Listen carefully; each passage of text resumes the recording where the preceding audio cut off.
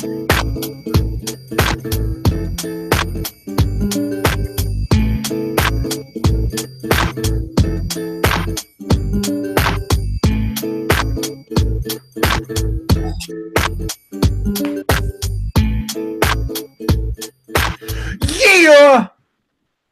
It's the Midway Radio. Yeah! Boy, Carlos. Yeah, welcome back. This week we're going to talk to, I wanted to say hot off the presses, but no, he's got that good internet. So he's hot off these hot ass internet vibes. What? The interwebs. Good internet now. The internets. That just proves that we do not have a script that we go by, folks. No script. Hey, we got Vic Spencer. Yo, what it do? What up, brother? Yo, what's cracking? Look at you, all HD. You know what I'm saying? Hey, feel good. You know what I'm saying? A couple weeks ago. You know what I'm saying? So, We didn't say anything. Right. It feels good to be HD. We'll just say Vic may or may not have won the lottery and may or may not have invested in some internet. Whatever.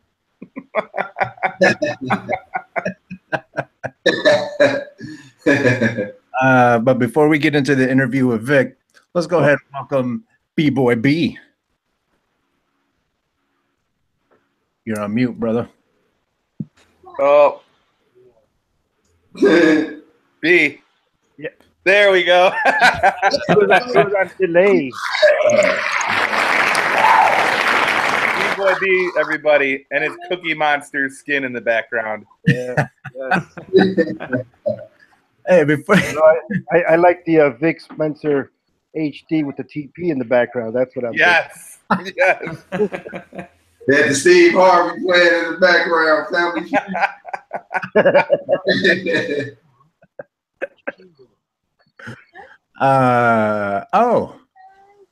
DJ Sean Doe is here. Yo, what up, everybody? Sean Doe. And DJ Risky Business. Yep, I'm back. Can't stop me. Well, we could, but we just decided not to. That would just be hell for everyone. Let's get someone with some sort of sense in here. Oh, Ryan Brockmeyer's here. I don't know how much sense I got, but thank you.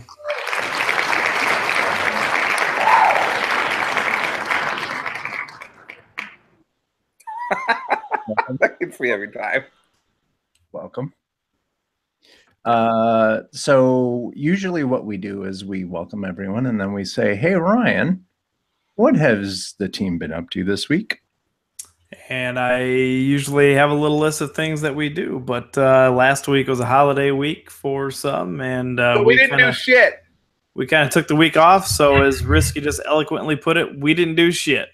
We did nothing. Yeah. But I hope everybody had a good holiday, whatever. Yeah, did everyone have a good Thanksgiving? I did. I drove a lot. I drove to Iowa. I ate so much I couldn't sleep.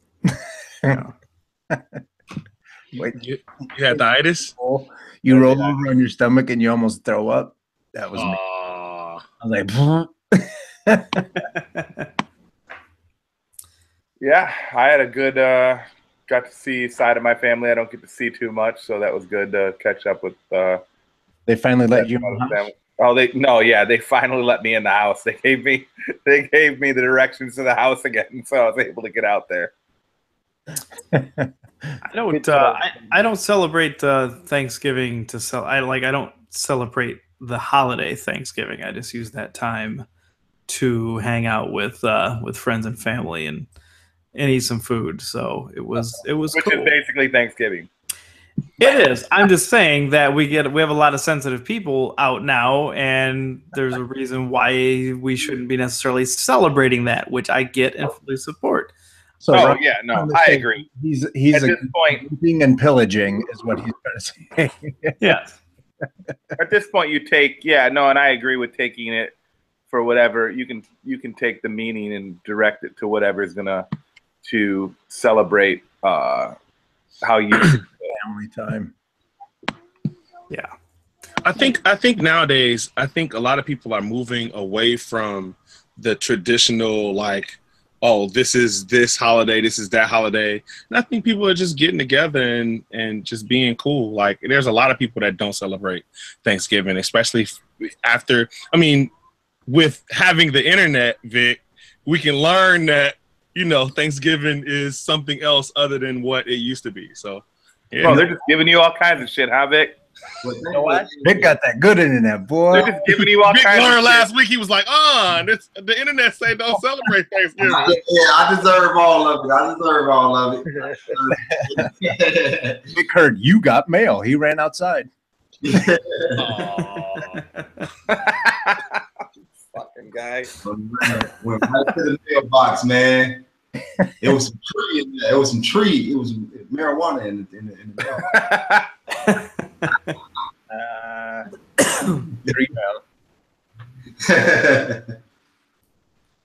Well, I guess at this point, we should just get into it then.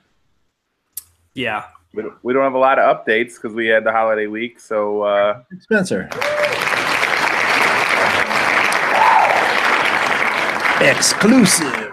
Exclusives. Yeah. So before we get on, we got a little exclusive audio here from you, Vic. What project is that from? I had played a couple joints. I played a joint from one of my it's my future solo album entitled Ba Wounds. It's like has no release date, you know what I mean? It might not even come out next year, like, you know what I mean? And then I just finished up an album with London producer rapper by the name of Sonny Jim, Spencer for Hire. That's coming out real soon. I think the top Spencer. Yeah. So I played a joint off part 2. So that was like super exclusive. That shit is definitely not coming out in 2018. So I played 2019 joints for y'all. Nice. Future. We heard Future Vic. Yeah, Future Vic. Like, you know how people are already seeing daylight for tomorrow right now. Yeah. Absolutely. Let me ask you a question. Since you literally just stated that some of this stuff isn't going to be coming out for possibly a year or two, I had this discussion today with somebody about putting together an album and sometimes the pressure of trying to hit a date with a certain amount of songs. Your process in making a record, because I mean you have a pretty solid discography already. You've had several albums / mixtapes, and obviously the Chris Spencer projects. So when you go to put together an album, what's your process? Do you like try to get a bunch of songs done, or do you just go song by song and then collect them and put them together as an album? It depends on the situation. Like if it's like a Vic Spencer project where Vic Spencer's picking the beats, Vic Spencer's behind everything, then I just record a shitload of songs and album to where, I can choose from 50, 60 songs and come up with 12 bangers. You know what I'm saying? I can do that in that stash for the next 3 years. That's a different entity now. When I'm dealing with like different like producers that produce the whole album, then yeah, I sit with the whole block of beats that's picked for this album and jot it down. So I got various ways of executing, and it just depends on the album and the structure. Because I'm very random. Vic Spencer as a brand is very random. Now when I get with like solo producers, I got a whole album with Sonny Jim per se. He sent me a shitload of beats, and I picked a good handful of them, and I sat with them for a while. I went to LA, and I just was like, you know what? I don't have none of the records done. I'm gonna try to knock all of them out like in like 2 months. I'm gonna just listen to them. I sat in LA, was listening to them just over and over and over, and then when I got back home, I just started getting busy. I stay in the studio weekly, so it's hard. It's hard to not have records to record, records or albums. I'm feeling like Dr. Dre over here right now. Like, do you like to do several songs? Like, if you go in the studio, will you go in, and lay out 5 tracks and then spit 5 tracks, or do you like to finish one song, get it pretty much complete before you go on to the next? Some people, it depends on how they like to work. The guy that go in the studio, like, once again, like, the strategy is very random. Like, it all depends on how I'm feeling. Like, I get like some raw beats. I stop what I'm doing to jot down the ideas and thoughts and patterns, and just keep up with the patterns when it's time to record. Now, other ends, I go in and have a 3-hour session and have nothing written. I have a shitload of beats though. Oh, I'm gonna do these joints, and I make sure I write to those joints and record those joints and leave with a reference to my liking all in that day. You know what I'm saying? So it's like, I cut like 5 songs a week for the past maybe 3 years. So, you know what I'm saying? Whether it's for a project, whether it's for just a feature, whatever it is, like, I gotta search. I gotta click in Apple iTunes and click Vic Spencer and find out how many songs I got. Last time I had about 1,500, close to 55. 1,550. You know what I'm saying? I might have. Yeah, that's a lot. Do you crazy. When you go and record a song, like drop vocals, do you go back, reference it, and do you feel like happy when you drop them, or do you got to go back and always kind of touch back and change things, or do some more arrangements or do things? No, I'm a perfectionist, man. Soon when I hear a mess up, I fix it right then and there. Like, I don't like to leave the studio knowing that it's it's something messed up on one of my records. Like, if I find out, I'm gonna be sitting with that mistake more than me being excited about the song I recorded. Like, man, so I just kind of like, nah, I'm gonna do it right then and there. I kind of treat it like, you know what I'm saying, I'm my own anti-yes man. Like, nah, that ain't it. You know what I'm saying? That's not it, Kind of annoying for a while, but people are used to it.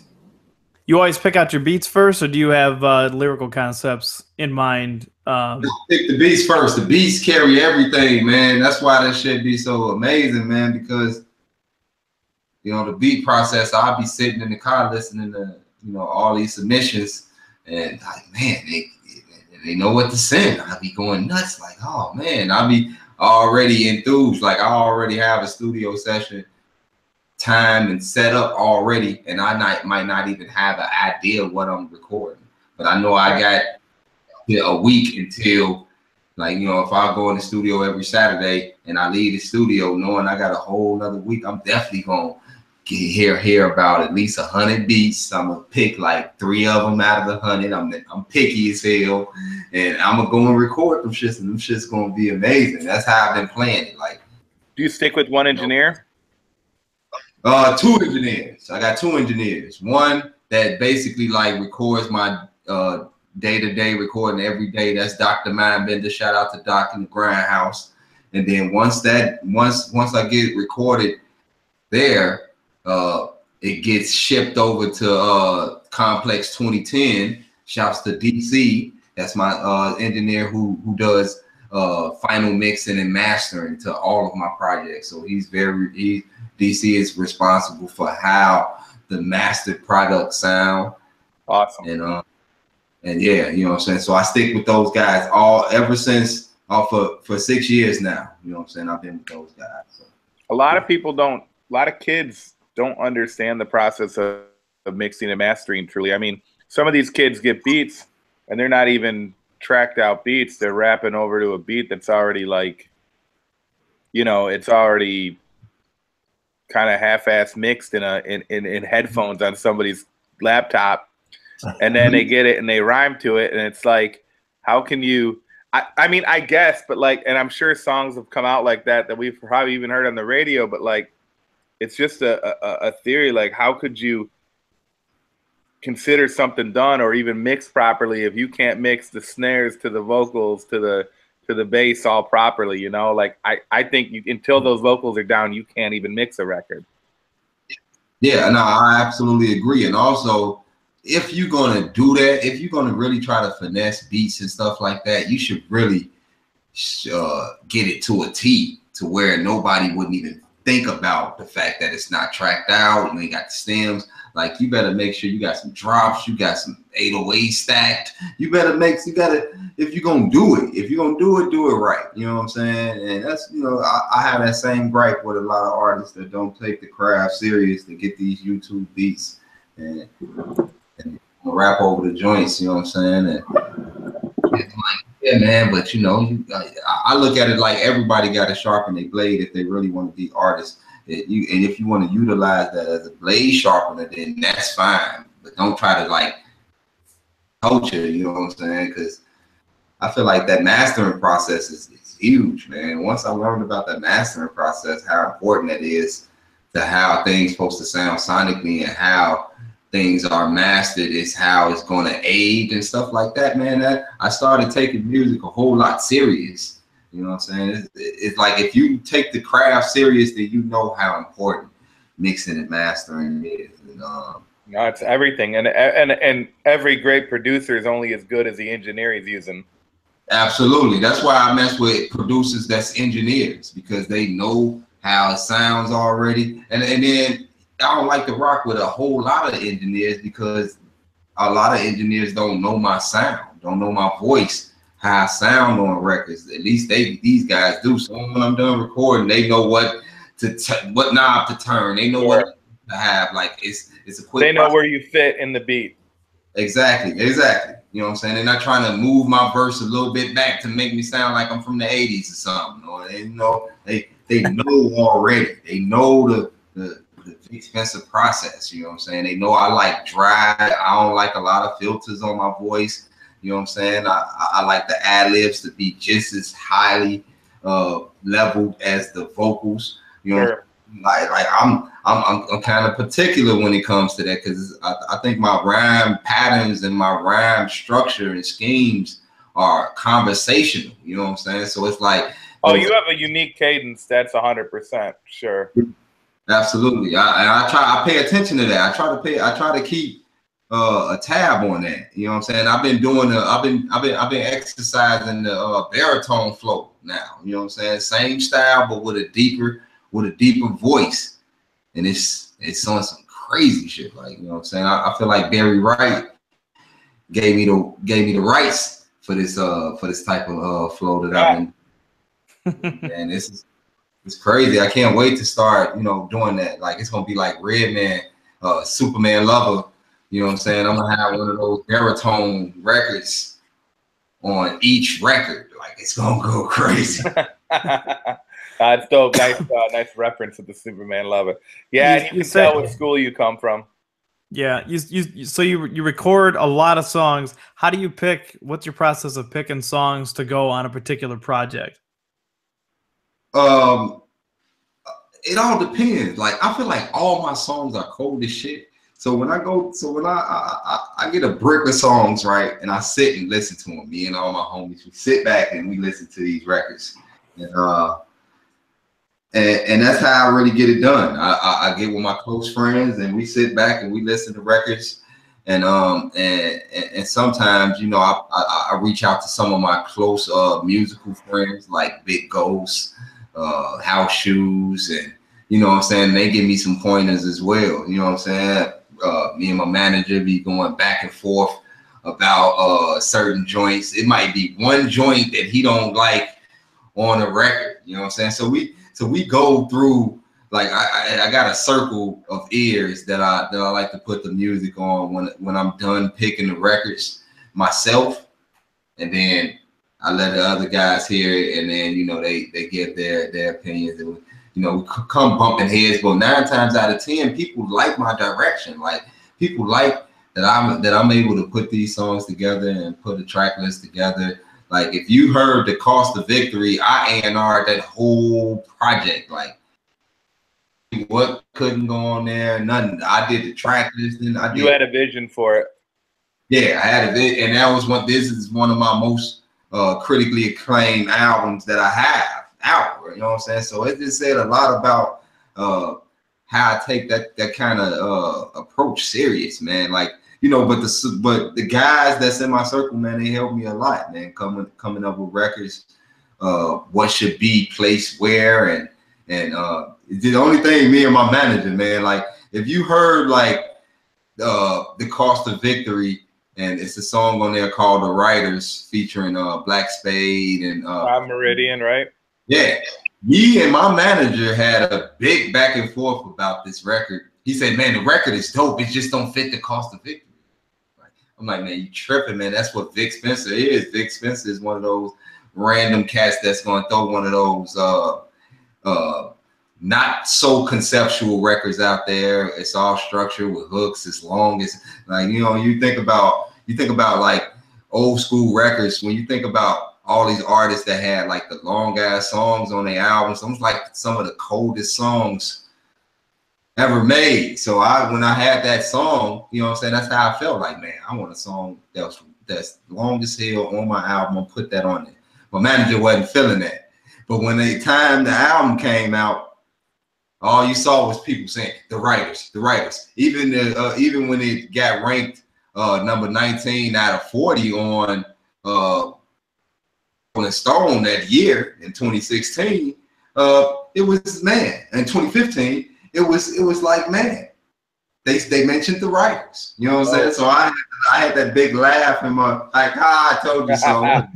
It's good. You know, sometimes as an artist, I know you got to stick to your guns, but it is good that you have the ability to have people in, because there's a lot of artists that are so tunnel vision, they get in their own way when people are trying to give them the, you know, like pretty sound advice, and they have a tendency to, you know, like, shit, there's things that you may, I had an example where I got a track that I made and I can't stand it and everybody loves it and literally everybody likes it and I hate it, and I'm the only person who doesn't like it, and I go into it saying, tell me you don't like this record, please tell me this is whack, and they're like, no, it's good, and I'm like, well, apparently I'm wrong, I'm going to shut up and listen to what people are saying. But that is a skill and something that you need to have in your line of work as an artist, I think.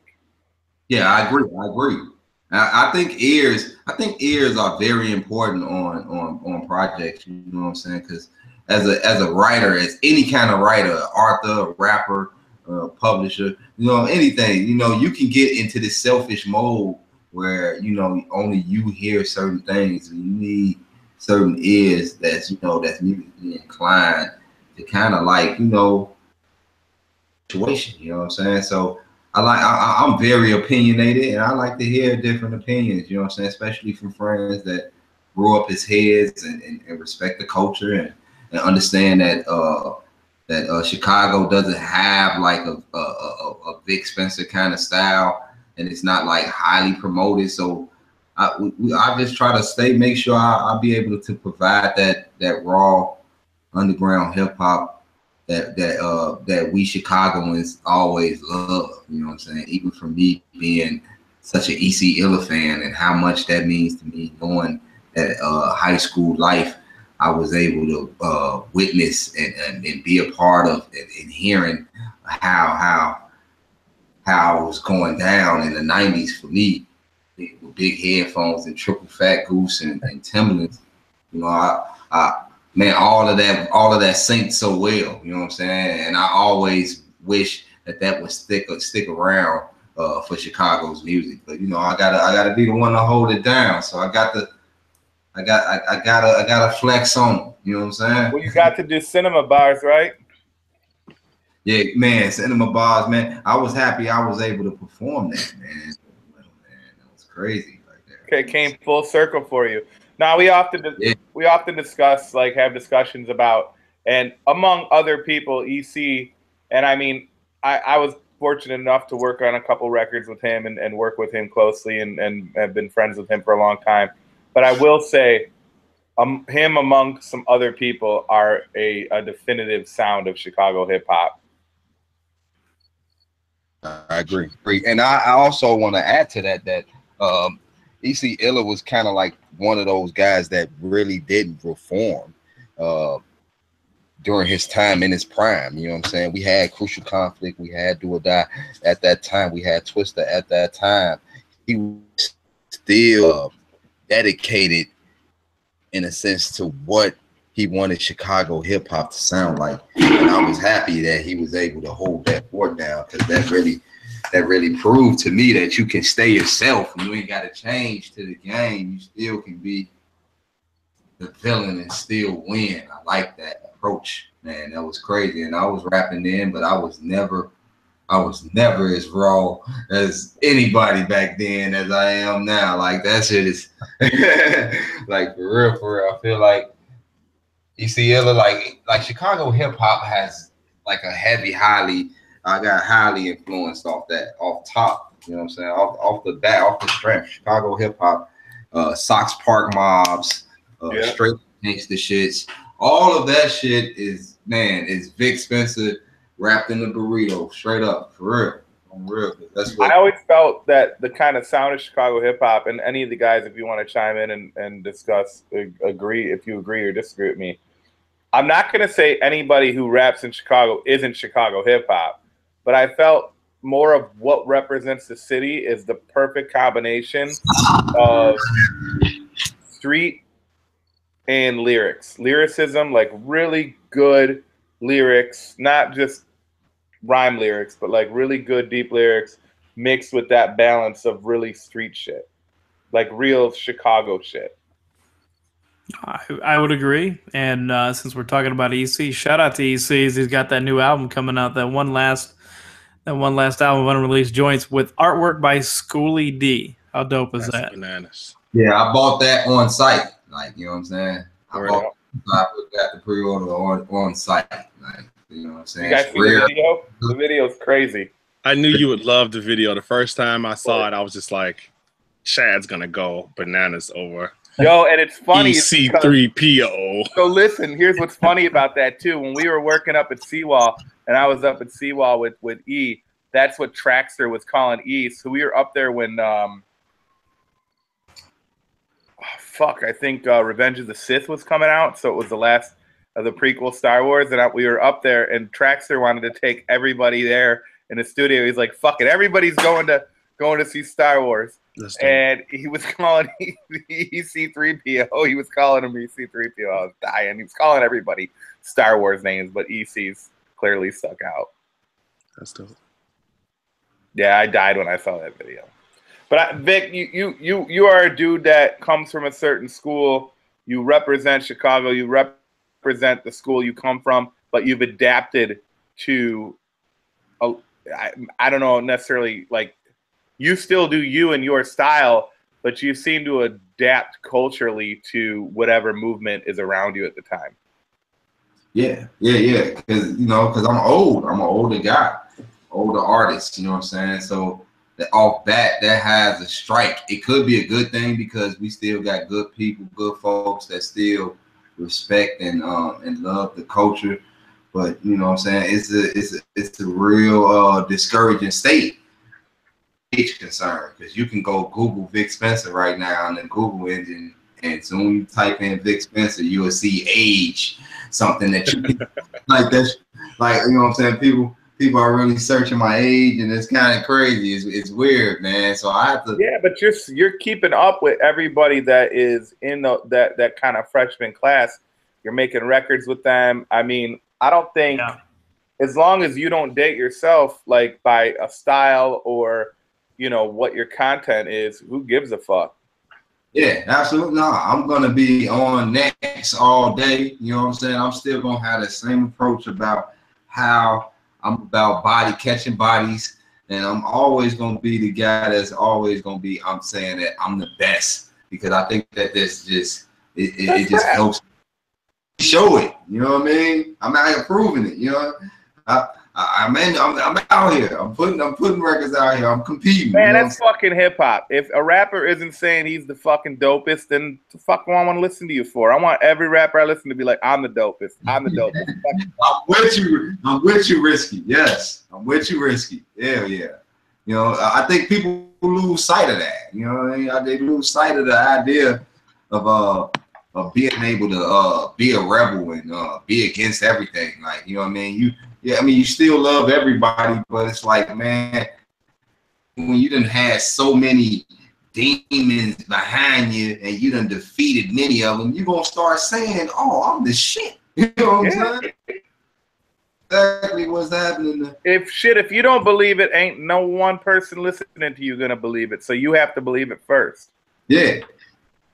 Back to the music, back to what we was talking about, like, that's why I be so hyped about my own work. Like, man, this shit is really good. You know what I'm saying? Like, this shit is really good.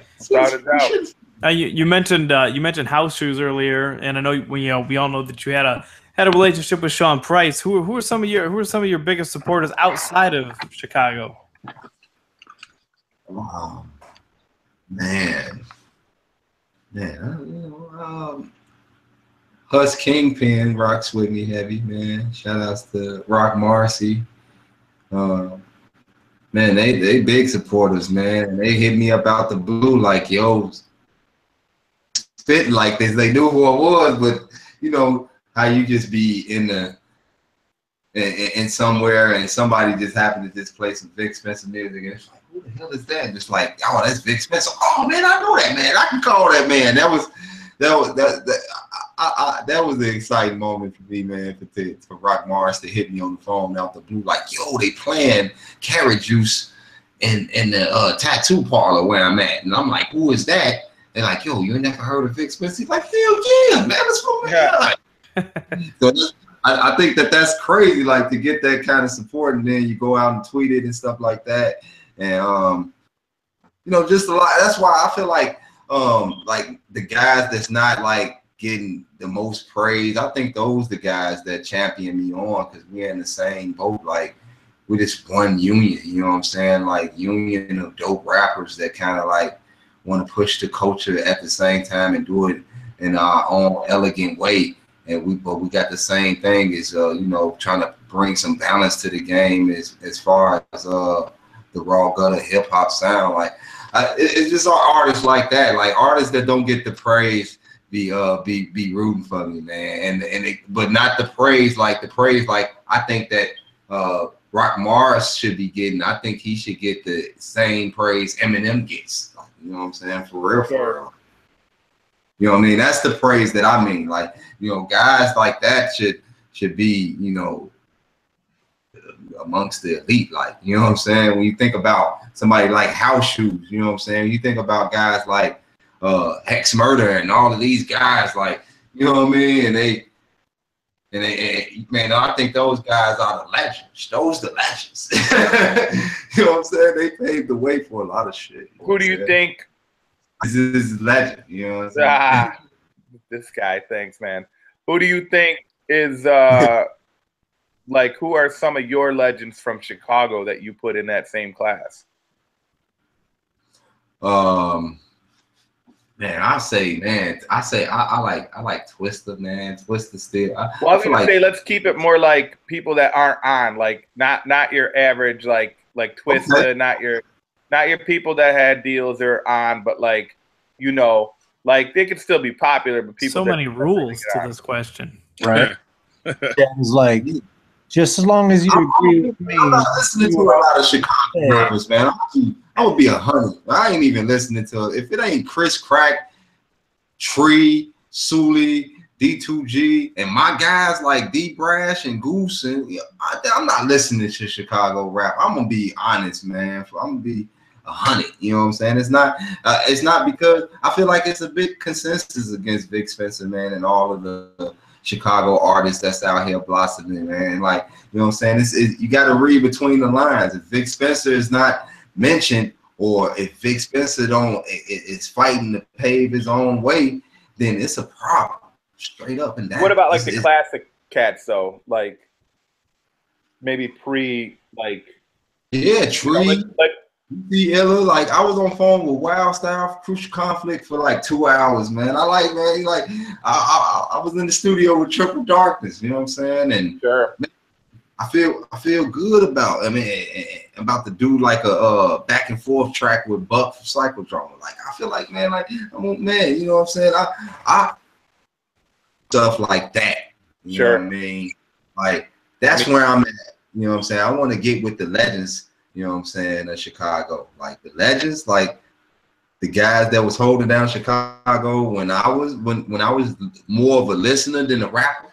Yeah, I mean, I'm with those. Buck, and people like Buck DA. I want to do a record with DA Smart. Somebody put that shit together right there. You know what I'm saying? That's the shit I'm talking about. Like, I think that's something that we can do. I think we could definitely. I think we can do that. It's highly promoted, but it's definitely something that nobody's doing. Like it's not something that's not been done already. It's something that's been forgotten. I want to be the forgotten. You know what I'm saying? I want to be the guy that's responsible for carrying the torch, man, that these guys had in the 90s, man, that kept me going to Just Dance. You feel me? You know what I mean? Yeah, Just Dance. Weekly. You feel me? Trying to get shit early, you know what I'm saying? Paying the extra money to get the shit early, you know what I mean? Like, that was me. I was a teenager, 16 years old. I'll give you that 10 extra bucks if you give it to me on Monday before Tuesday. Me, I can't wait for Tuesday. You know what I mean? I couldn't wait till Tuesday. That was a time period, though. It's nothing like that anymore, man. Like, man, that was 94, 95, 96, 97. Man, I was on it, man. I was on it. I didn't even go to no school over there, but I walked past Gordon Tech. I walked past Wayne Tech. I went right in that Just Dance, in there for hours. I even lost a girlfriend because I bought Bob and Master P Ghetto D before it dropped. Like, because I bought that shit instead of buying her lunch and shit. Like, you know what I'm saying? Shout out to Dion, Sox Park Mob, DJ Dion. Absolutely, man. I grew up off that shit. Like, I can't get you that Burger King, but you can listen to this Sox Park Bar. Ghetto P. You can listen to this right now. Here's my Walkman. Hey, tell me how dope, man. Those are some of the greatest like moments in my youth was rocking out to them CMB straight up gangster shit mixes. Like, and we're gonna be going out there soon to talk to Chaos One Ruben, who was the founder of CMB. He'll be featured in Midway soon. Absolutely, man. Tell them dudes, man. I appreciate those guys, man, for doing that shit, man. Yo, Vic, I just had somebody come through and say what up. He had to leave, but they picked up ill. Ugly just said what up. Ugly, what up? Ugly boy, he just said what up. Yeah. That's the whole. Every Chris Spencer album, Ugly Boy modeling on every Chris Spencer album. That's a must. Yeah. Yo, those Chris Spencer albums been really banging, bro. Like I definitely, the last one I definitely used to work out to. So like it always pick up my energy, bro. So I mess with it heavy. Yeah, man. We had a real me and Crack, man. We have a constant battle with each other, man, about records and. Well, if things are not timeless, like Crack, I thought I was picky and rebellious and stuff like that. Crack is the most pickiest, rebellious. I believe it.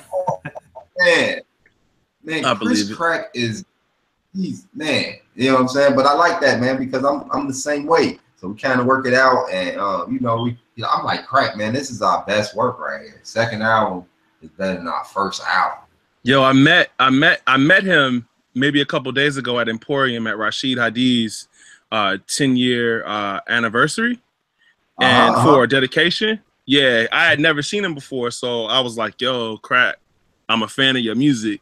You know what I'm saying? And me being who I am, I still like as a DJ, I still a fan of the music. Like especially when I saw to come from that to go to the Griselda concert at Reggie, seeing you, knowing you for years and seeing you when you represent Chicago in front of a bunch of Chicago cats that really was interested in hearing who you were. Bananas, bro. Bananas. Oh man, yeah, man, that was a beautiful day, man. Westside Gun hit me like days prior, like, yo, man, the promoters trying to put some fuck motherfuckers on the deal, and I don't know those guys. I know you though. You know what I'm saying? I'm like, man, whatever you need, man. Say no more. You know what I'm saying? So what's up with that? So the vinyl releases are on from overseas. Yeah. Oh, they're all limited as fuck too. Dope Media, yeah, man. Yeah, so dope. So what is Dope Media, and how did you end up catching up with them? Because I mean I know them from the Westside Gun and the Conway joints, and then I saw you and Crack up there, and I'm like, oh snap, this is bananas, and sold out within minutes. Like that was one I couldn't get. So yeah, talk about that a little bit, bro. No, the shout out to Dope Media, man. Like they really been rocking with Vic Spencer since Spence Epic, man. Like they really been trying to find a mold to kind of like follow their brand. Like they really take their brand serious, and they very cautious of how they pick what they want to distribute. You know, and I like their approach because their approach is more about, you know, what they like to listen to. Like just imagine me being personal and those are people that I take very serious. Like that's how they take the Dope Media. Like if they're a huge fan of it, then they're gonna reach out and be like, yo, we want to do Wapty Bam, and that's it. You know what I'm saying? And they wanna have the pride and limited and exclusive, and I like that, man. I like that approach. You know what I'm saying? It gives. And it's great music, you know what I'm saying? It's not nothing that they picked was been trash. None of their records that they ever put behind were like completely trash. Like you know what I'm saying? You can't. I can't say that. Like everything I've heard that came from Dope Media has been dope. So when they came at me about it, you know, it was during the Ghost of Living when I was working on the project with Big Ghost. And they were already interested, you know what I mean, off the fact alone that Big Spencer over Big Ghost beats, you know, it was intriguing. So, you know what I mean, they jumped on board, and then they always was a fan of the first Chris Spencer album, so they asked about that in the mix, you know what I mean, and it was a beautiful thing. I was happy that it was able to flow like that, and they wanted to give me a platform that I deserve. They feel like I worked very hard to get where I'm at and have quality and be up there and with the talks with Westside Gun and Conway and like that shit. You know, that shit was. I worked hard for that. You know what I mean? I feel good about having Dope Media present my next album. Like they're presenting the next album. You know what I mean? They really huge fans of my work, and I'm forever grateful for these guys. You're based out of London, right, or UK? Yeah, this is like England. This is like England. So it's safe to say that those two albums are sold out.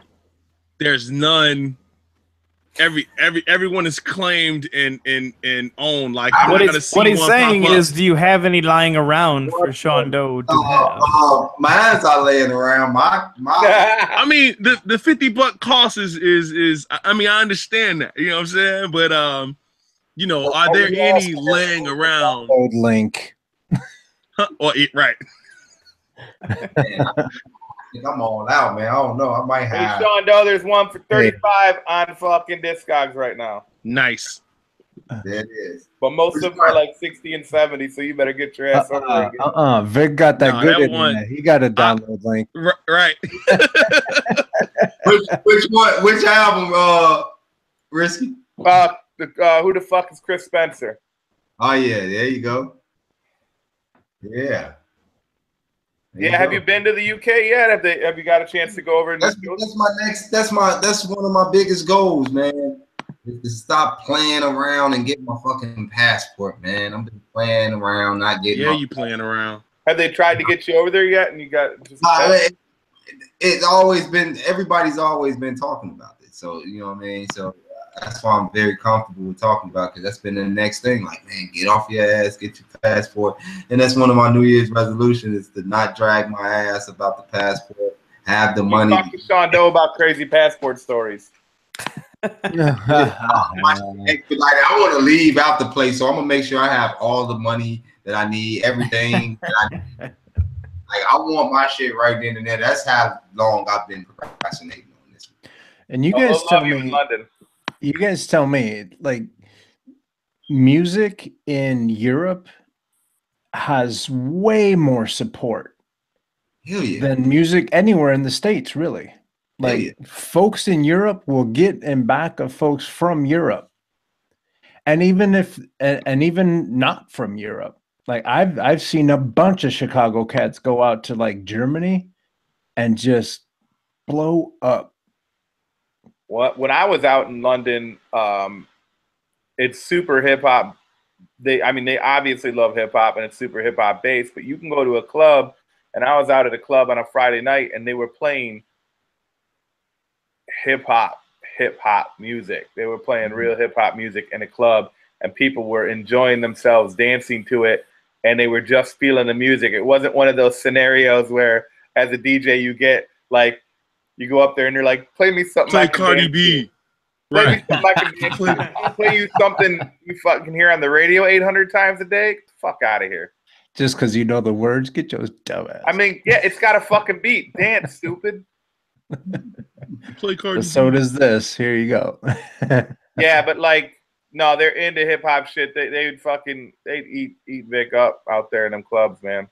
A lot of people been saying that. A lot of people been saying that. You know what I mean? That's been the next thing. That's the next thing to do. You know. So that's your pep talk. Get off your ass and go get that gut, boy.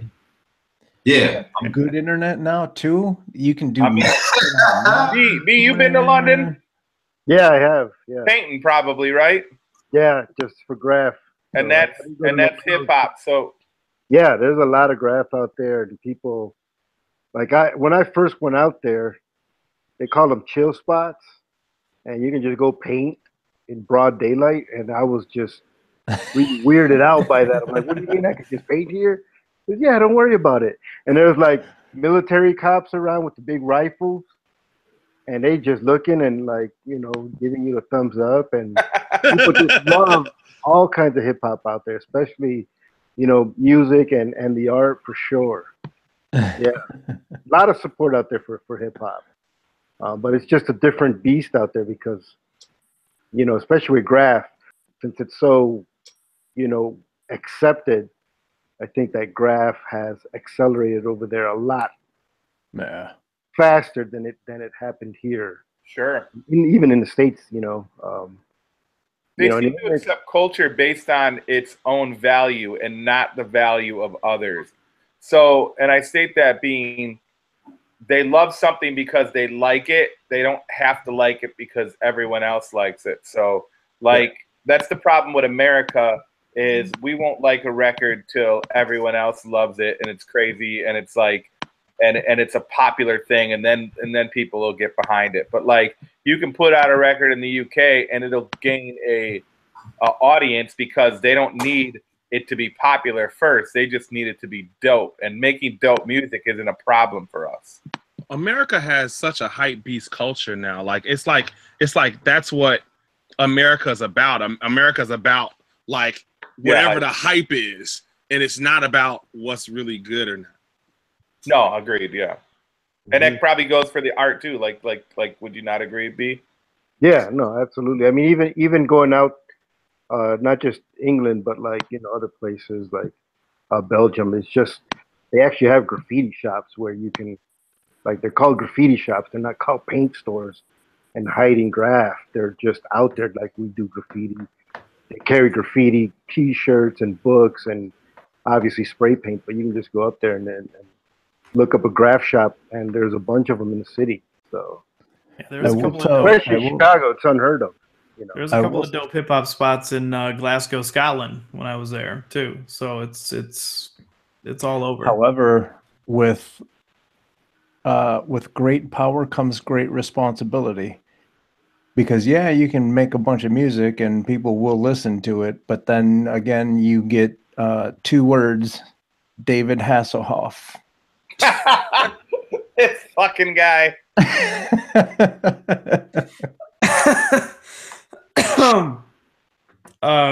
Way to fucking derail that train, Carlos.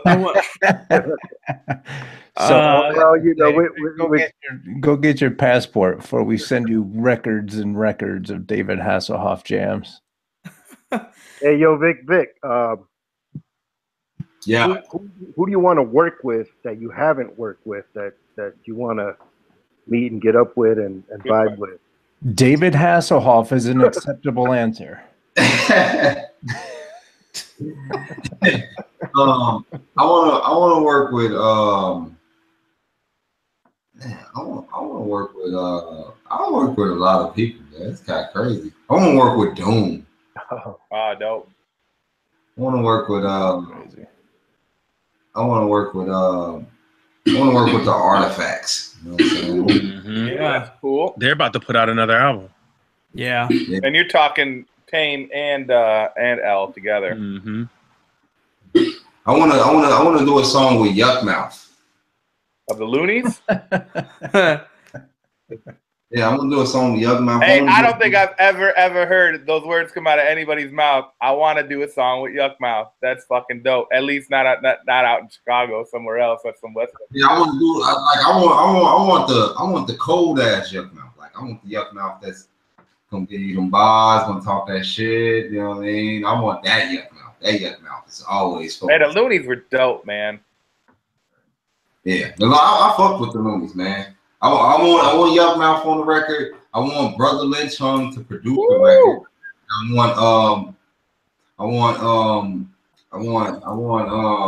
Brother Lynch Hung. What a fucking Anderson Pac on the hook. Like, you know what I mean? Nice. Yeah.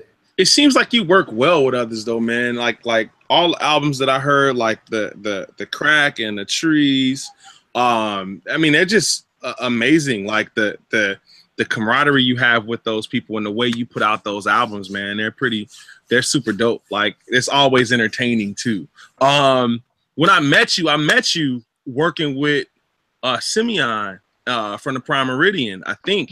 And that was back in the day. So then I also know you worked with somebody else who was a really dope producer by the name of Black Spade. Can you talk about that a little bit there, bro? I was a huge fan of Black Spade.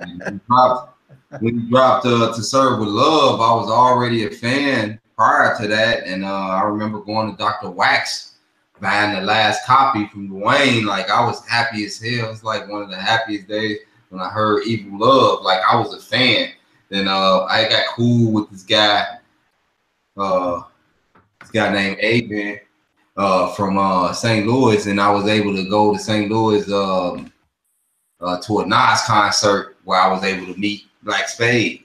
And man, that was one of the greatest moments. Told him I was a fan of his work and knew all of the records, and we became cool. And after a while, I started getting access to his computer and getting beats, and became, I was the man. You know what I'm saying? It's amazing. It's amazing that you guys work together, and you probably, I don't know if you knew beforehand, but he worked with a lot of people from Chicago already. So like just him working with you, like, man, he worked way more with you than he did. Well, I mean, you, I guess, pinned him down and y'all worked some stuff out. When I got a chemistry with an artist, yeah. I try to ride it till it ain't no more wheel. Yeah. That's the mode. Yeah. Black Spade is incredible. You know what I'm saying? So it's like, if I don't soak all of this industry up right now, then something's wrong with me. If I don't take advantage of this opportunity, I'm gonna get a whole album. Me and Black Spade did a whole album together. You know what I mean?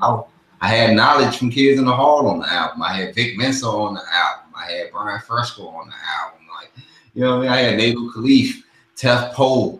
You know what I'm saying? Guys that's in their own right you know what I'm saying, doing their thing. And I had the St. Louis culture on there. Like, you know, I feel like as an artist that never had a budget, I've had these wonderful opportunities. I think it's because the dedication that I put into the ethic and I can just remind myself about how I used to record over my dad's church cassette tapes and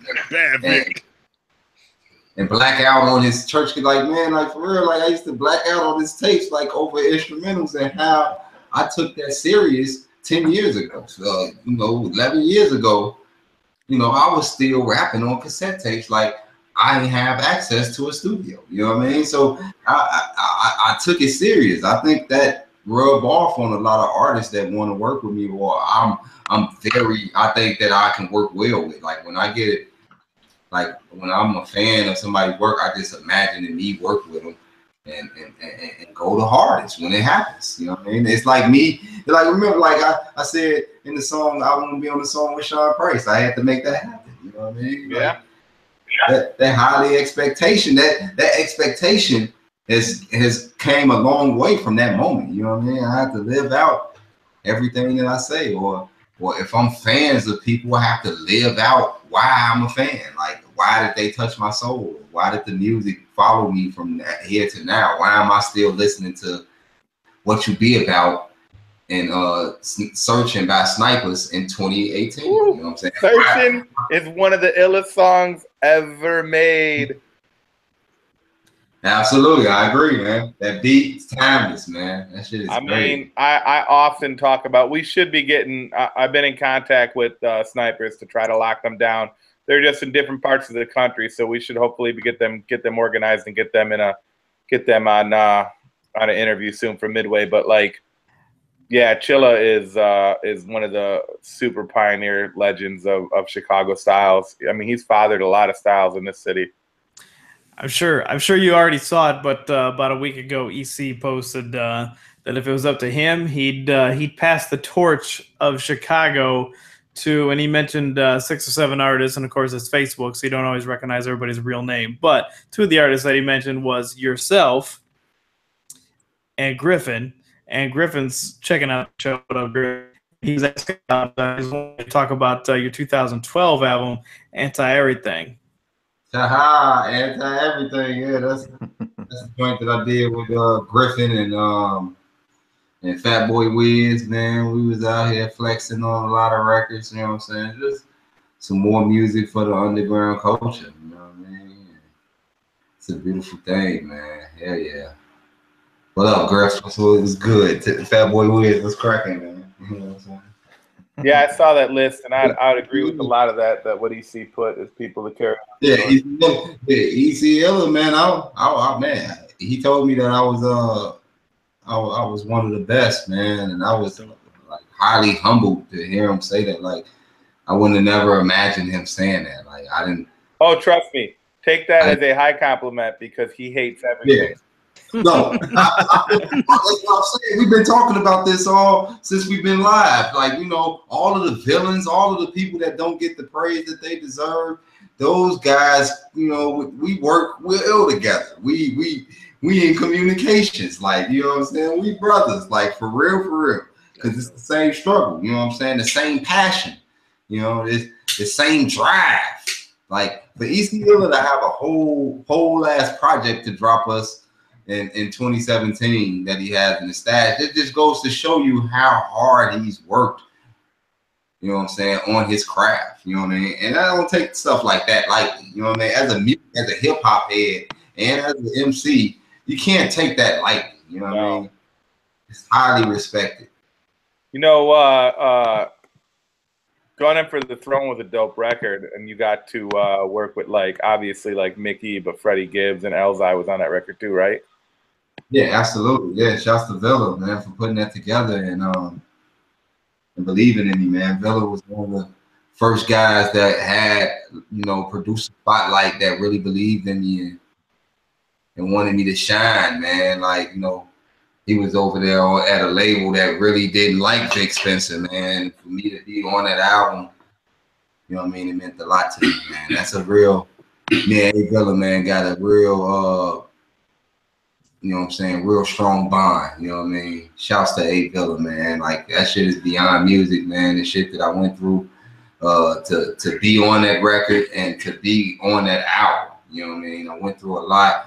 I went through a lot of general consensus and politics, and it was kind of crazy for me. So yeah, man, that was a strong moment in Vic Spencer history, man. Gunning for the being on that bridge, just having those quick words. You know what I'm saying? Making sure my presence was felt on that record, man. And shouts to you for recognizing that. That's one of those rare gems. No, word up, and it's dope because like you said, you know, you have, you know, all of us will have, not necessarily whether you call them haters or whatever, but non-believers, I guess we'll call them, right? Because I mean, first of all, there's a difference. Music is all subjective. We know that. Everything that you're gonna make, you already know going into it, isn't gonna be for everybody. Right. So you can get that when someone says, it ain't for me, it ain't whack, but they gotta recognize. I just want people to be like, well, I know it ain't whack, because there's plenty of things that I listen to that I'm like, or that I'll hear that I go, it's not whack, it's dope, it's technically, the beat's okay, the music, you know, everything's sound, technically it's done right, it just ain't for me. So it's subjective. Right. That being said, there's definite, you know, non-believers out there that don't believe, like they just won't like buy into the fact that someone's really doing something good. And you've kind of been able to. That's another thing that's impressive about you, because again, and we, you know, you talked about the age. The age that shit ain't gonna matter, because if you got bars, no one gives a fuck. You know, you can get past that. But I want to say we got some of our 7 Odds family checking in. Tony Patagonia wants to know wants you to talk a little bit about your collabo with EC. My collab with EC, it was crazy, man. You know, it's funny, man. I just hit him up out the blue, man. That was just one of those. I seen him on Facebook, man. I hit him up out the blue, like, man. I gave him my story. Careful with folks. And he was already a fan of my work. He was like, man, I've been a fan. I've been listening to your work for the last year, and you go crazy. You got crazy ear for beats, man. Your rhyme patterns is crazy. Like, I've been following your schemes. Like, he talked about, you know, or how organically the shit is done, and how he was able to dissect my style, man. And simply amazing, man. So that was, man, talking to ECL through text, man, I don't know, man. That's kind of speechless. I was speechless. I remember when you reached out to him, because he told me you did. Yeah, exactly. You know what I'm saying? He was, you know, I was like, man, yo, I want to work. I've just had a random vision. Like, this is like, man, if I get ECL on an album that's named after my high school, which is where I was listening to his music, it just brings everything back to life for me on a personal level. And I'm able to share that with the world and bring EC out of retirement. Like, it was some type of ill ass confidence. Like, it was like some newfound Chicago legendary shit for him. You know, I was like, oh shit, I'm talking to fucking ECL. I damn near was stoked a little bit. Like, I couldn't believe that I'm there. Like, I'm at that point where Chicago legends know who I am and can be able to identify with the music and want to come out of retirement and do something with me. And that fucking artwork was dope. Man, man. The Bane Batman fucking play. I love it. You got that? Yeah, that was the concept. Yeah, absolutely. And the Greyhound, that was my high school mascot. You know what I'm saying? Yep. And the lizards represented all my demons, and you know, and stuff like that, man. Like the reptilians. You know what I'm saying? You see the Greyhound here, red eyes. So of course he was a villain. You know what I'm saying? You know, man. Oh man, you know. He was the Bane breaking the Batman's back. Yeah, absolutely. It was the Batman cracking his back. That's a high end. I mean, it looks just like the fucking panel from the comic. It's fucking dope. I thought it was really cool. Like, I'm looking at it right now. It was fresh. Man, appreciate that love, man. My homie, man, my homie of I went to college with, Harold Washington College. My boy, Young Word. He did the artwork. He did the cost of living artwork, and he did the St. Gregory artwork. Cost of living artwork's pretty dope too. I like that whole.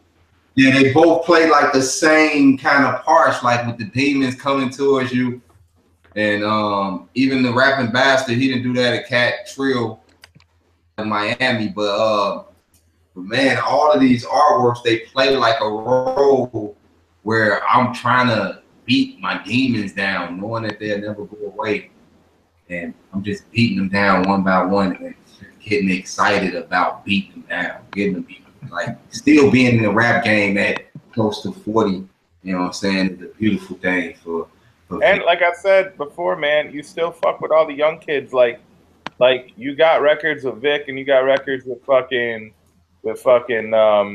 Saba. I mean, you're in it with these kids, and it's not. I mean, no one's gonna know the difference because again, you're matching these cats bars for bars. So and you've adjusted your style to work with and the content. And one thing else that's big, and I'm not trying to be like Mr. Over complimentary here, but like straight up, like you don't like these motherfuckers laugh because I'm Homer all the time. But I'll tell you straight up, like you don't sound like there's a huge difference when certain rappers, we've all picked up one of them rappers' albums like that we loved, and then we're like, man, they're trying way too fucking hard. Like they're trying to be trendy and they're trying to jump in a style or they're trying to just act. It's it's like your dad trying to fucking when you're in high school trying to dress like you, but you've never had that problem. You've always kind of been you, and you've never looked like you've been trying to try hard or front, Man, if I ain't keeping it real, man, sometimes I think I'm too real, man. I think that's what I'm saying. Like, but sometimes it's just a different breed of individual that I go by, code that I go by that, people. So, I just try to make sure the music match the kind of person that I am, man. Sure. And man, that's how you got to be a artist, man. You know what I'm saying? When an artist paint, man, then they get a piece of that artist, like that, man. You know what I'm saying? Let's talk about that. Like, has your style changed throughout the years? Like when you first got into it, because I remember in the 80s and 90s, no one really cared and shit was getting violent and everything was real. And even Ryan talked about this earlier in the show, where people are, they get emotional about Thanksgiving. Have you felt any resistance with your music being too real? Do you have any stories like that? Like maybe you hurt someone's feelings or something? Like, ooh, that bar was too hard. Yeah, no, man. I know I've stepped on a lot of people's toes and said a lot of crazy shit in my career. Crazy shit, you know what I'm saying? Yeah.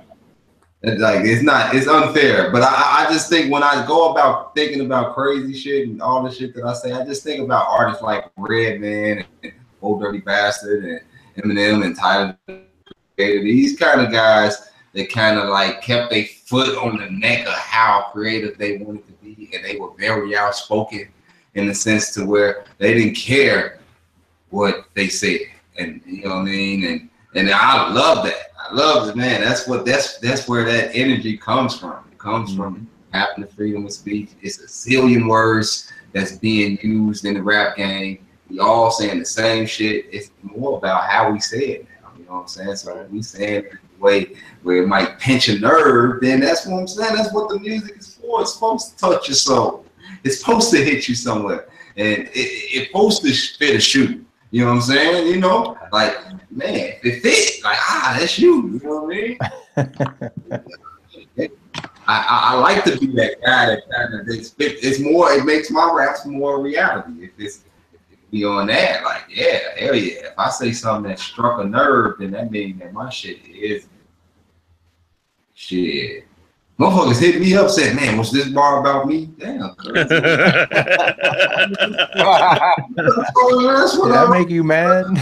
The rapping bastard I had said somebody looked like Dickie Simpkins or something in the rap, and hit me up, man. You was talking about me looking like Dickie Simpkins. Come on, cuz, man. Come on, man. Somebody felt that was a little guilty, right? He went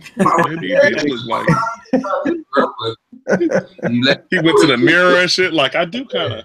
Let me call this nigga. If I part my hair this way, let me call him right now.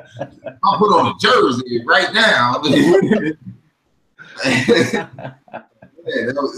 So yeah, it's kind of crazy like that. You know how I've been coming hard.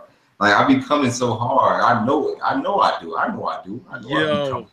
Yo, speaking of beef, and we at Midway don't condone, so we're not gonna talk about any specific beef.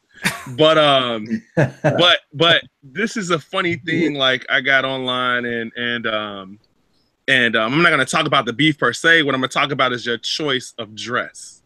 Now. So back in the day when you would do this, people would rag you. I don't know why. Like I'm pretty sure today is different, but the Adidas, Nike add-on. Can you talk about that in your experience with wearing mixing brands there, sir? It's a defiant shit. Like I like being defiant. You know what I'm saying? If you've been following Vic Spencer, that's all you know is defiancy, villainy. You know what I'm saying? Disrespect. You know what I'm saying? But you know, all around, you know, I'm a good dude all around. But you know, when it comes to the game, man, shit, ain't nobody gonna be fucking with Vic Spencer. But that's what it's about. When somebody use a negative against me, I kind of turn it to a positive. Like, you know, I feel like, you know, when all of the beef stuff was cracking and the picture showed up with me wearing Jordans and Adidas, and you see me wearing Nikes and Adidas, you see this stuff and you start to get people, like, you putting rules on consumers. You know what I'm saying? Like, you mean to tell me I can't spend my hard-earned money? Sean Doe can't spend his hard-earned money on Adidas hat and wears Air Force Ones with it. He wears Nike SB. Are you kidding me? Are you out your mind here? Like, you know what I mean? So it just reminds me of what are rules? You know what I mean? I love the Adidas and Nike ordeal. You know what I mean? I love that I can do that and it piss people off. I love it. It's simple. So my comment to it is, I don't know if it's like for me as an old schooler, I have a hard time. Like I remember the other day I wanted to wear these sweatpants, and all I had was like Adidas to wear them with, and so I cut the logo off of because they were Puma sweats. I cut the logo off. I'm like, yo, I can't be seen on the street with these Puma sweats and these Adidas on. I just cut the logo. But what I'm gonna say about you, Vic, is it's a problem, bro. It's a problem. Showed up and someone was like, "Yo, why you got a hole shaped like a puma on your pants?" So what I like about what you did, it was like when they was talking crap about you, you fucking went in like that whole week. You started taking pictures of shit like, you see this? I'm still doing it. Like, and he showed up. He showed up with a sweatshirt that had an Adidas and a Nike sign right up under it. I said, "This nigga is bananas." You need to take photos in front of the fucking Nike store in full Adidas. I said he's just being real disrespectful on purpose right now. What is? I love him. Like I might not be able to do it, but Vic can definitely do it. Like this is bananas. Like this is bananas. So everybody that was talking crap, like, you know, like they don't have a life. Like I don't even understand. Go ahead. I think this kind of stuff gets me in trouble. Like I think doing this kind of thing has not gotten me far in the game. That's why I'm not where I'm supposed to be. Like doing this kind of stuff, it it pisses people off. But I don't know how to control not being myself. Like, that's right. Seeing somebody come dead for me and then not do nothing about it in my own positive way.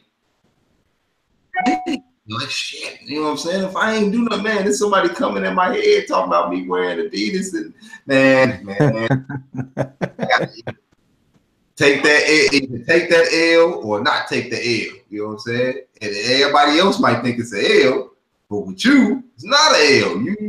You living off confidence in life so high. That's it's right. Like shit, man. Why, man? I can turn this around and win, because every time I wear that shirt. Where you get that shirt from, Vic, man? people that's against me wearing Nike and Adidas ask me where I get the shirt from. So I know it's.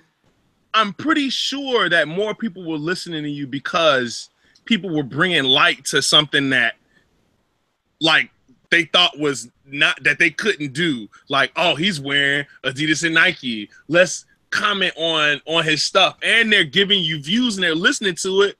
And they probably coming out to be fans because what you wear don't have nothing to do with what you like, the music that you putting out. Absolutely. And you putting out great music. So that's the flip side, Sean. You're like, you know what I'm saying? When you think about it, like when I do stuff like that, I ain't thinking about cross promotion. I ain't thinking about let me tell people about my latest album while this is going on. Like I'm thinking about my albums, you know what I'm saying? But the fact that, like you said, you know, all of these things, people coming at you, and then they go and listen. It's like, oh, I see why this is actually, and you know what? It's like reverse the rules now, because now the people that start the beef and they got the platform to do it, and all the people watching them do it. Now those people are going to go look, and now they're thinking like, oh, wait a minute, I ain't even got to choose size now. This dude raw as hell. Right, and he can wear them Just Dons in that Adidas sweat. Like, I wanted those. I wanted those. You know what I mean? People like, man, Vic, I wanted the motherfucker. Westside Gun. Man, Westside Gun said on Reggie's stage, get Vic Spencer off the stage. He got the Don C. He got the pink Don C. Oh, man. Nice. I saw you. Maybe that's why I didn't see you all night until like the end of the night.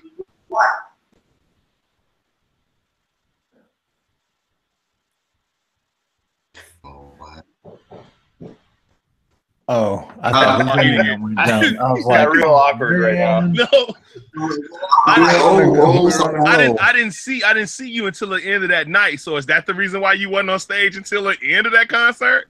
No, I definitely was on stage. Like, it was crazy because they wanted me to start. They wanted me to open up the whole show. Like, I started the whole show off. Like, Vic Spencer was the first motherfucker on stage. Like, Vic, you need to do. Oh, I thought you was talking about the second night. No, you talking about the Reggie's night. Yeah, the first night.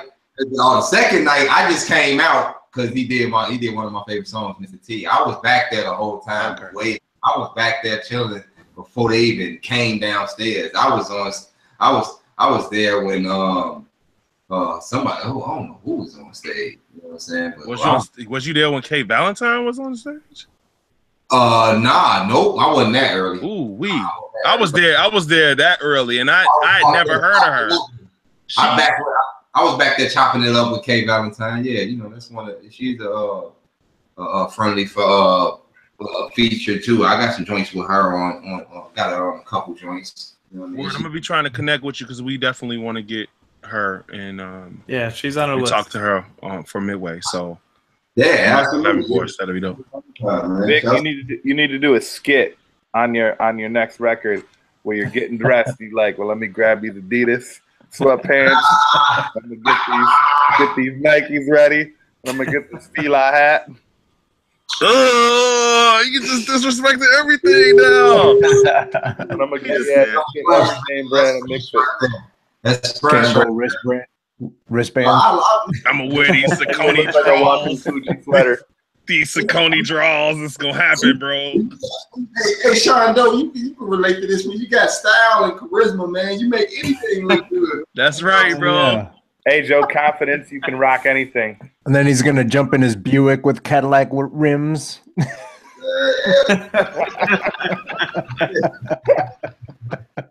And a Mercedes fucking hood ornament. Yo, that's the future. That's the next wave. You know what's funny though is I've seen fucking cars that are the wrong cars with fucking wrong hood ornaments on them. That's You ever see them real shitty Tercels with the press-on hubcaps, but one of the things is busted, so it just rocks instead of spins. It goes like this. You sitting on rockers, bro. It don't quite go all the way. Oh my god. All right, we're getting. So what's that? Hang on, real quick. I want to know what's Vic gonna be doing in the future. Where are we going with this train? Man, we going full fledged. We going, look, man. Carlos, when I tell you this, man, we going in, man. We blacking out next year. Like I got so much. I know what. I'm like Nike right now. Nike know what they're releasing in 2019. Nike's coming out with some new Adidas pants. Yeah, and they coming out, man, and it's gonna have a Nike zipper that nobody's never, man. The detail on these joints gonna be crazy. That's exactly how I'm coming. Man, that's exactly where I'm at, Carlos. No bullshit, like all bullshit aside. Like I got so much shit, and getting the passport, like that's the motive right now. The music, man, making sure the music is crazy, and making sure Vic Spencer gets his goddamn passport. So he can go where I really belong. Like I feel like, yeah, you know, I'm gonna be a Chicago dude to the end. I'll never leave my city. I'm gonna always live in Chicago. I'm definitely gonna go out in different parts of the planet, getting it cracking. You know what I mean? That's the best thing you could ever do, bro. Do that. Yeah. I feel like overseas they respect what Vic Spencer does, and I'm comfortable with saying I know that my music is not for the radio. I'm comfortable with saying I know my music is not gonna be dripping.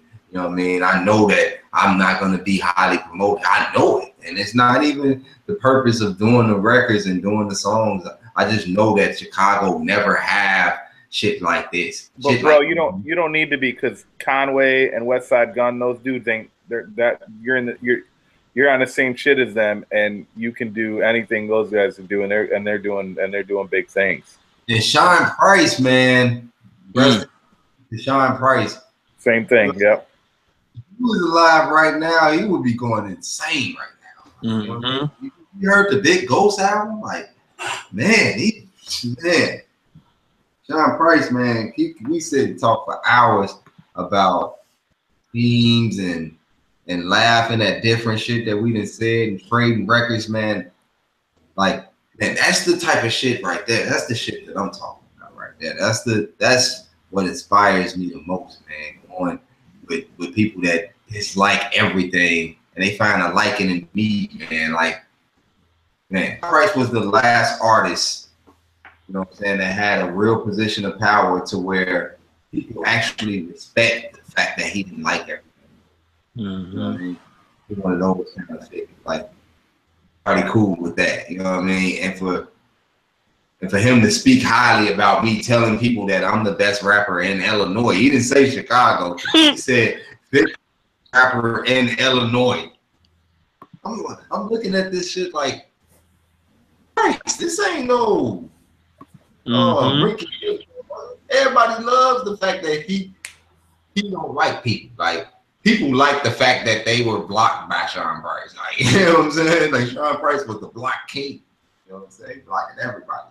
You know what I'm saying? But that's crazy that, you know, people like that, you know, root for me like that, man. You know, you wouldn't think that legends in their own right, you know, will come out and say shit like that. You know what I'm saying? After listening to my joints. I feel like that's what everybody needs to do. If they get hooked on shit, then, man, they start, man, I tell you, man, the most powerful person tweet, Vic Spencer is the rawest person. I swear you'll get 20 different responses.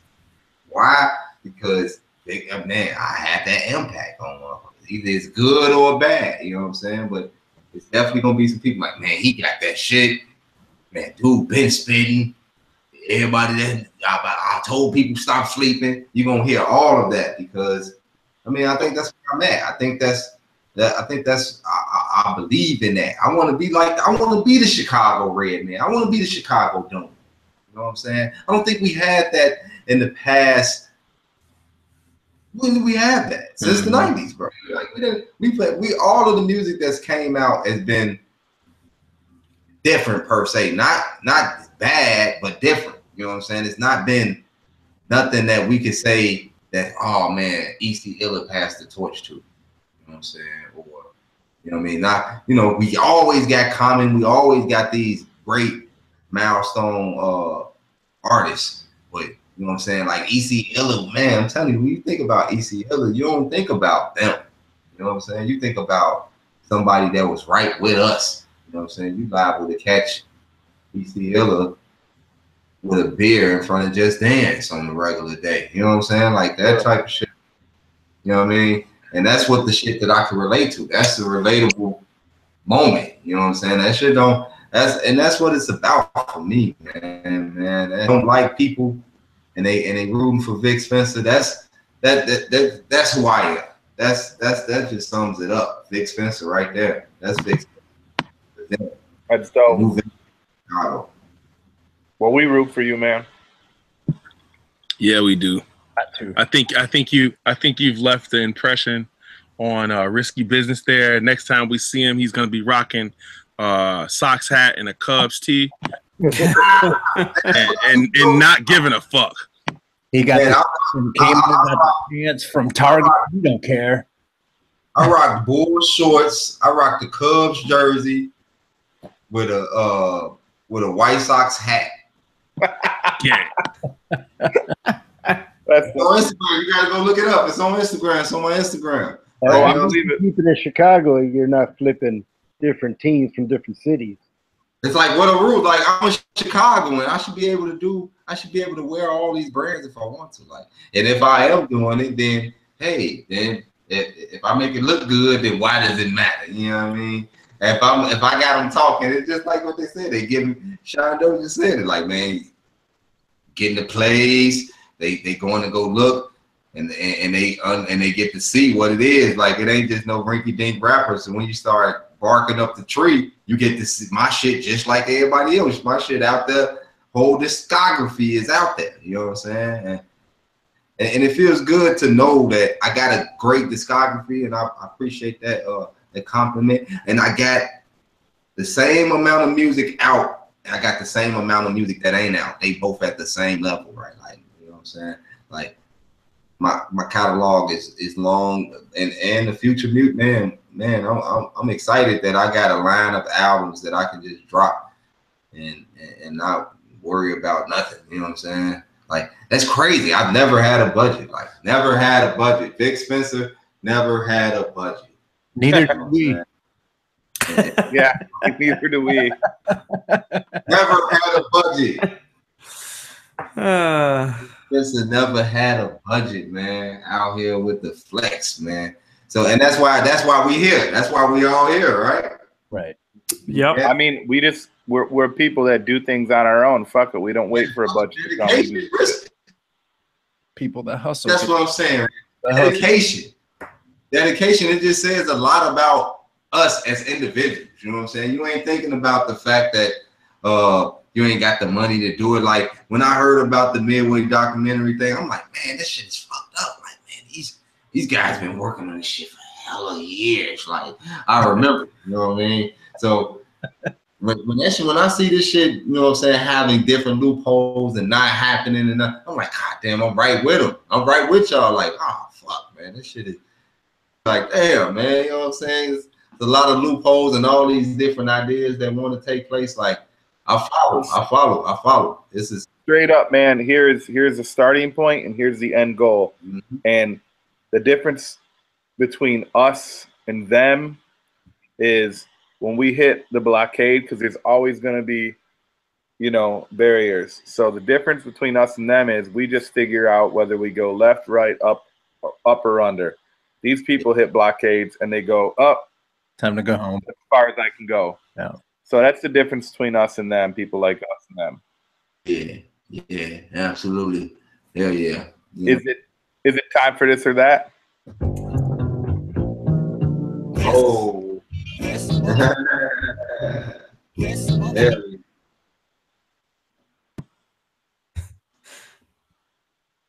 All right, who wants to start? So I'll start it. I got one right off the bat for this guy. So, if you don't know this or that, it's literally self-explanatory. You're gonna pick this or that. I'm gonna ask you a question. Which one do you like better? And since you're such a fan of Mr. Price, is it Monkey Bars? And I'm gonna add 3. Is it Monkey Bars, Jesus Price Superstar, or Master P? Jesus Christ Superstar. All right. Is there a reason why you like that one better? The intro shitting. The intro is that whole album is crazy. Like the bar play, he was really in his bag because it separated him from Helter Skelter. That was one of those, he had hella mixtapes at that time, but Jesus Christ Superstar was like his, away from Monkey Bars. He was like, man, I'm trying to get away from that. You know what I'm saying? And started going nuts. E-Body, all of that shit on there is fucking crazy, man. The shit with Fonte, all of that shit. Yeah, Crisis production on there. Like to see Sean Price work with Ninth Wonder and shit, like Heavy, you know what I mean? That shit, man, Violent and all that shit on there. Like, come on, man.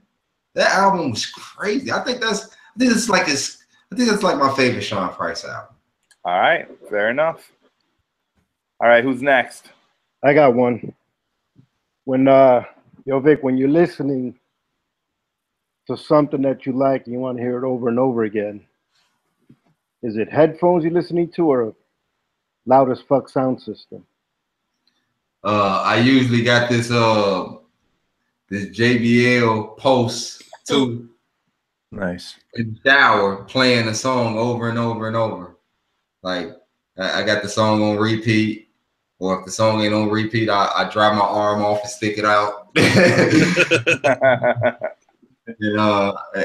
sing it again. Yeah, and in my headphones too. Like if I'm out like in public and it's the same song that I'm listening to, and it's stuck in my head, I pull my headphones out immediately and jam out wherever I'm at, zone out.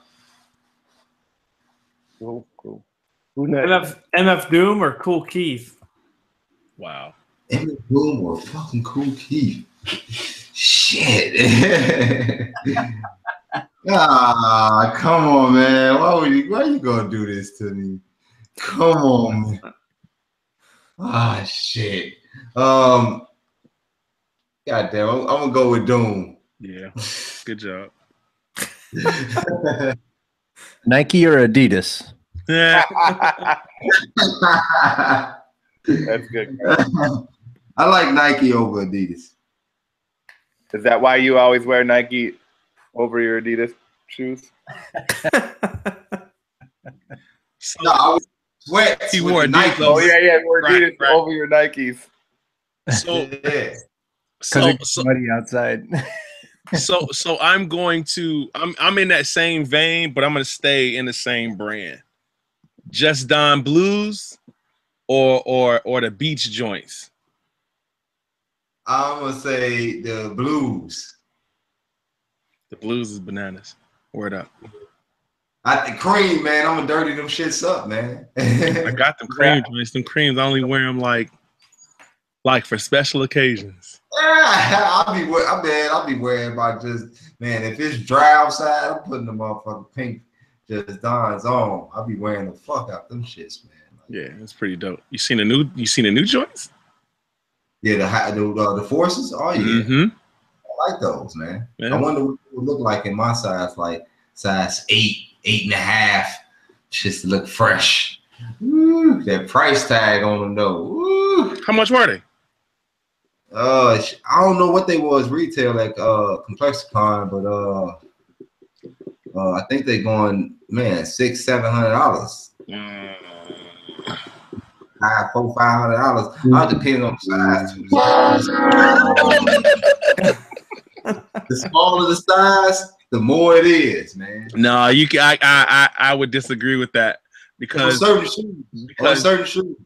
Because I wear 14, 15, and it's always a hassle with, like, I'll see the price jump. Like, if the resellers get to it, I'll see a price jump for about a G. Like, for some heat, yeah, agreed. I agree with you. For some heat, motherfucker gonna raise that resale price on your ass. Like, ooh. Yeah, I done got bit by the resale when I had to get them reverse shadow backboards, man. I had to hide them. But yeah, man, that was definitely a good choice for the blues. The blues are dope. Yeah, love those blues. Right. I wish I had an 8.5, but I needed an 8, man. So I passed on them. Okay, I would have worn. I'd have stuffed some socks. Yeah, I need this. I like the snug fit. You know what I mean? I like the snug, perfect snug. That lets you know you got on some fresh sneakers. I got to have that fresh snug. Right on point. So the toe won't crease. Bam. Yeah. That's why a lot of people looking at my shoes like, man, you just got them. No, man. No. Keep them clean, though. You know what I mean? Keep the crease away, though. They definitely keep the crease away. Dope. Well, Vic, man, thank you for taking the time and scheduling with us and getting on with us. Oh, anytime, man. You guys do I have something to show you? Oh, Pat. Oh, ha ha.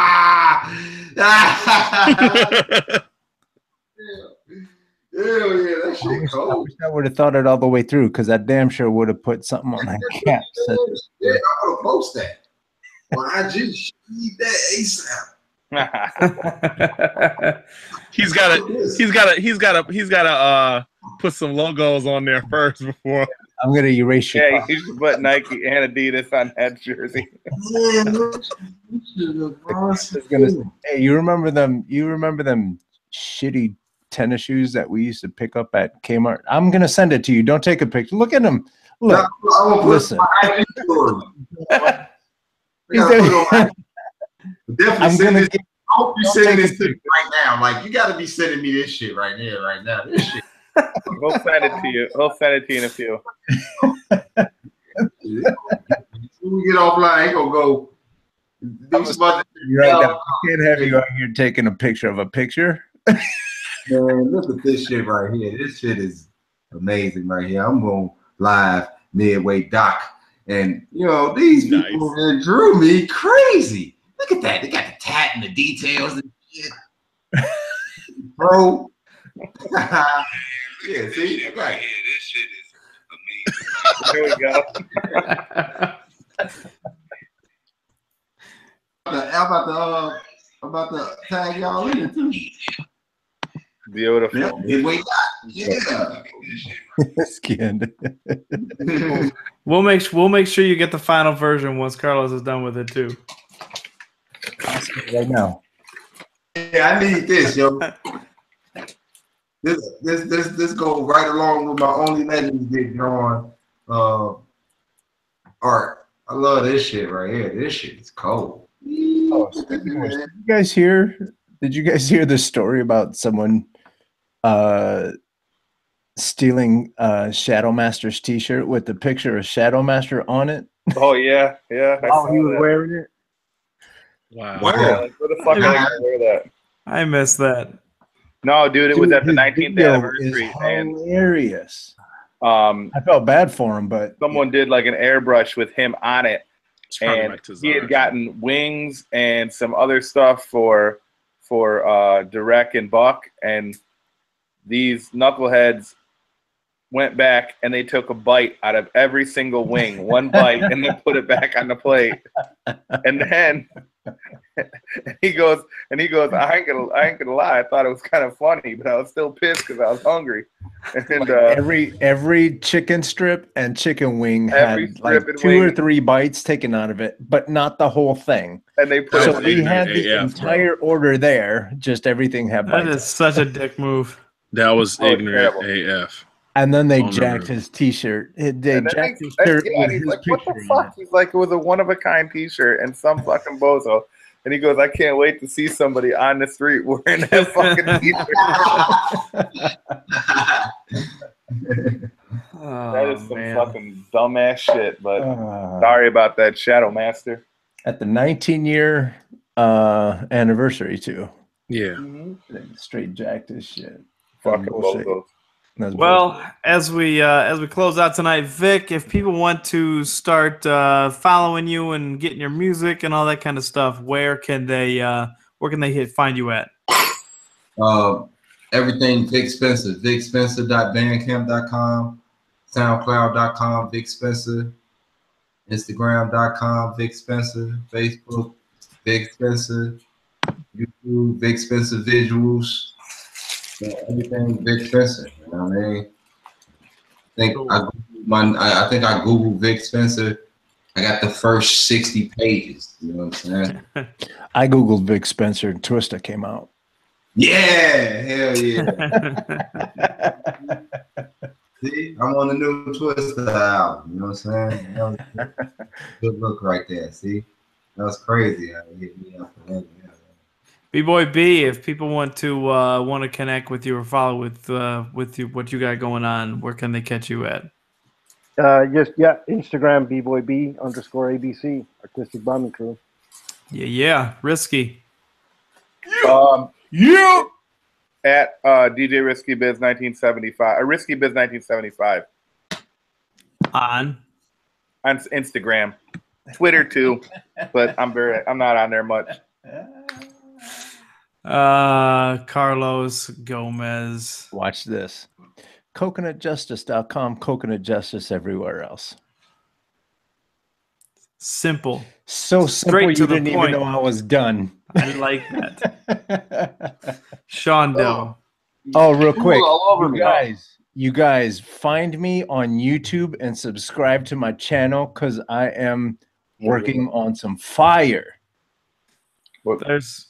Everybody should check that out. Is that youtube.com/coconutjustice? No, that's I'm trying to get that one. It's a whole story. Like, that is my channel, but that's a channel that is not Coconut Justice. It'll take you to some boring ass videos of me jumping out of planes and stuff. Go to coconutjustice.com and then just click on all the social media links there. But let me tell you, I got some fire coming out on YouTube. He does. The man does not lie. Or maybe he does. I don't know. I don't think he does. He's not lying about this. No. And you can find me on Twitter and Instagram, 278 Media. That's the numbers 278 Media. And then, of course, Midway. You can check us out. Midway Doc across the board now, I believe. MidwayDoc.com, Facebook, Twitter, Instagram. We got all that. And if anybody's looking to help us with getting the word out, please share our content. If you want to help, check out Patreon, patreon.com/MidwayDoc. And you can also get some shirts. We got some shirts and stuff up. Got some more stuff coming. You can check that out at midwaydoc.threadless.com. All that stuff. We want to thank Shure Microphones for sponsoring us with a few podcast mics that we use for the show. Risky is feeding his dog. If you can't, if you're not watching, it's you don't want to see that anyway. Yeah. Anyway, so this is what I want to say. You can find me wherever these idiots are.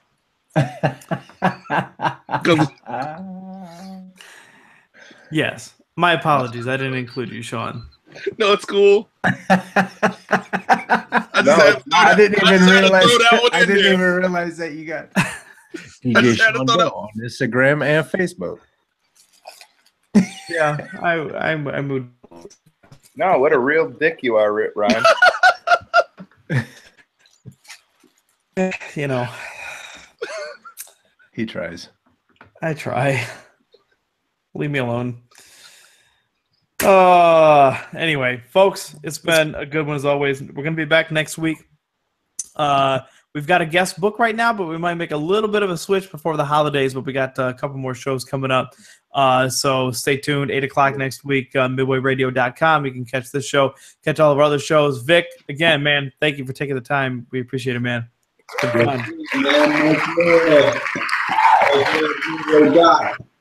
Guys, say hi to Joa. My gentleman. Yes, sir. Peace out, Joa.